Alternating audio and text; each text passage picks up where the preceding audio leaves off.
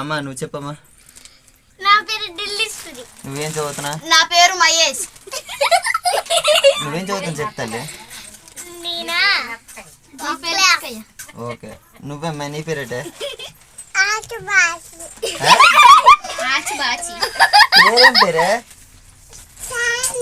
చాందిని. పండు నీ పేర్రా? వర్షిని.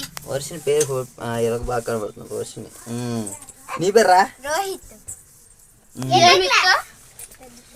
వర్షిని నువ్వేం చదువుతున్నావమ్మా? 3. నువ్వురా? 7. ఏది అమ్మే నువ్వే?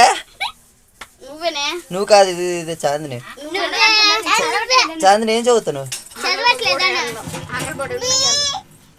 బి. ఓకే అమ్మ నువ్వేం చదువుతున్నావా? 1. నువ్వురా?